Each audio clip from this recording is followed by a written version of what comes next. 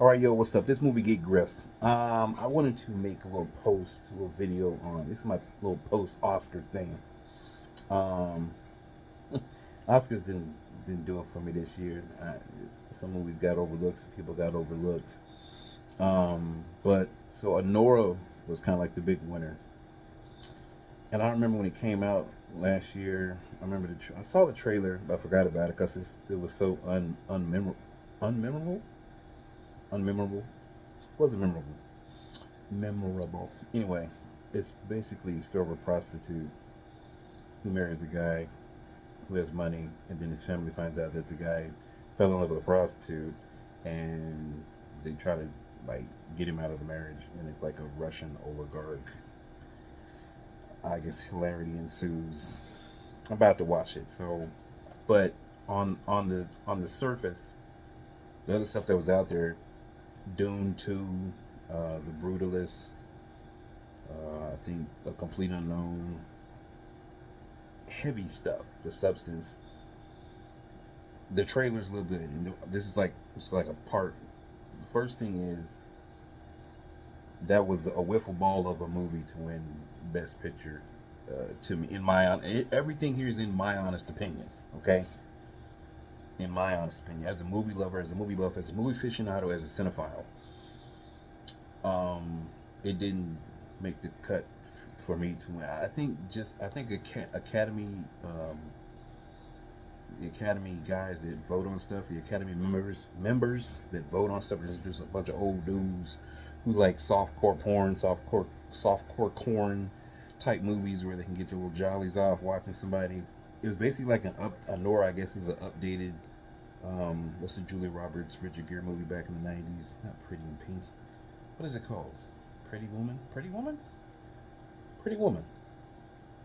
Pretty Woman. I think Pretty Woman. Anyway, there were just a lot of more substitute I can't talk substituted substantial. I don't know.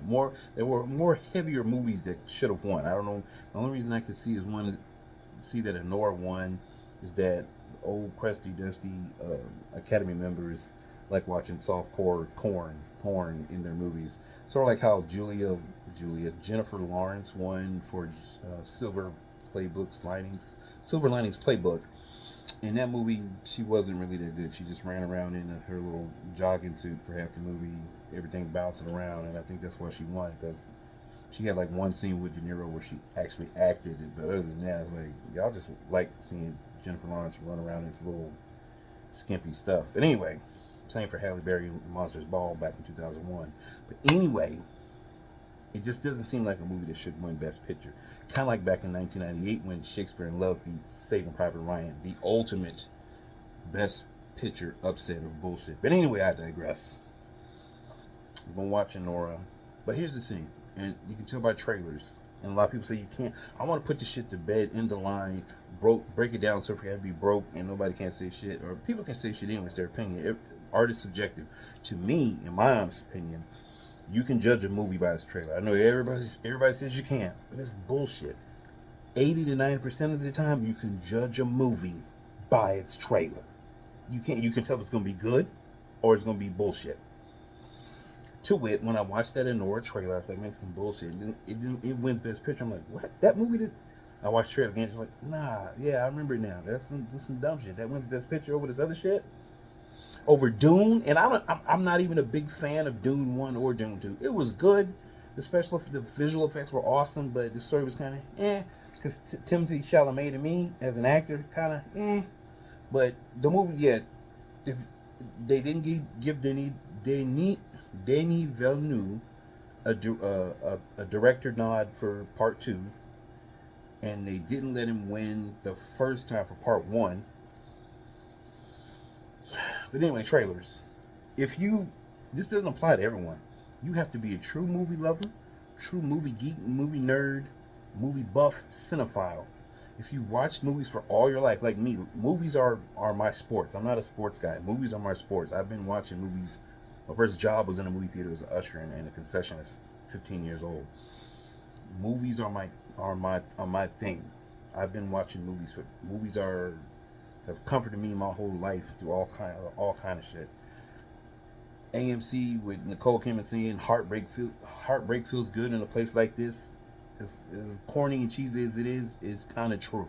But anyway, trailers. If you love movies like I do, been watching movies all your life like I have, you get a feel for what is a good movie and what is not just by the trailer. Because you've been watching, you can discern how good it. Like, man, this can be some bullshit. Before I'm getting into this little mini list, I have movies that checked off these boxes. Back in the day, I was like, man, I'm not watching White Chicks. That's the only one I can think of right now that is. Man, I'm not watching that shit. Like bullshit. That was back when it came out in the 2000s. I don't know when White Chicks came out. Never watched it. 20, 30 years. How long it's been. I watched that shit last year, and I was like, oh, you can't say you hate something. You can't say you hate something and then not watch it, so you can have an informed opinion. Although art is subjective, it's all opinion. But I watched White Chicks and I was like, yeah, from that trailer 20 years ago, I knew that movie was gonna be bullshit and I wasn't gonna like it. And guess what? I watched it 20 years from when it came out.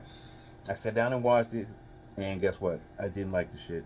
It was as crappy as I thought it would be when I saw the trailer 20 years ago. But anyway.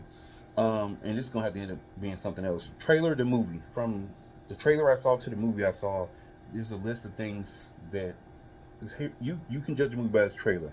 You really can. 80 to 90% of the time.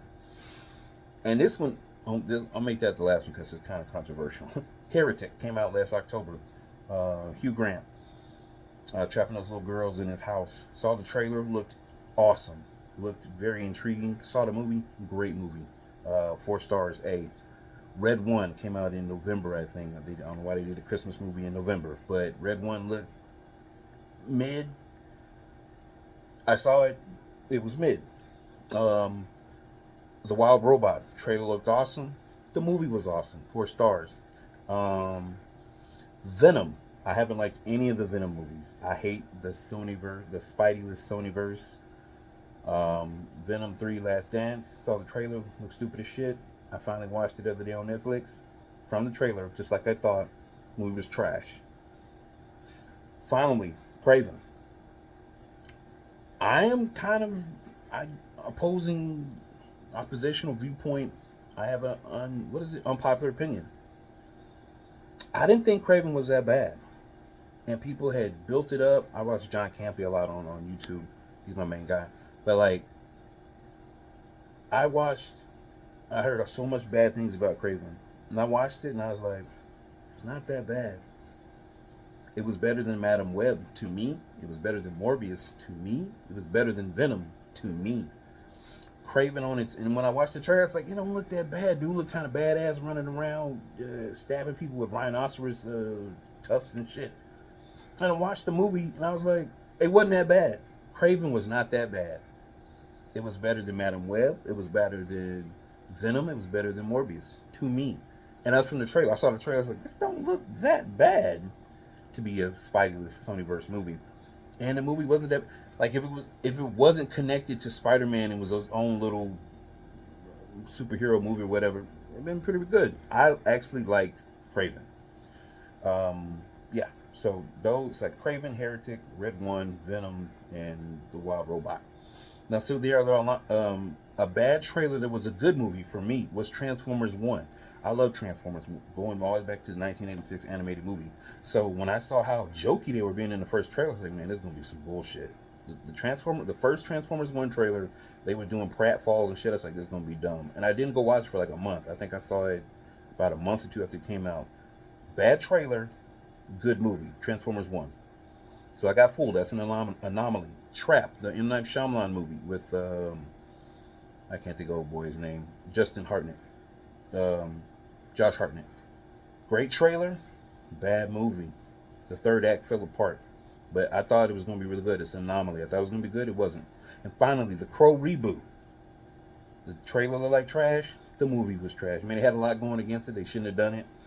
But it had a bad trailer, mid-trailer, okay trailer. The movie was bad, except for this one sequence where he comes into the place on a stairwell and kills everybody. If it hadn't been a Crow reboot and hadn't had auto attached to it, it might have been an okay movie. But in general, you can judge a movie by its trailer. Boom.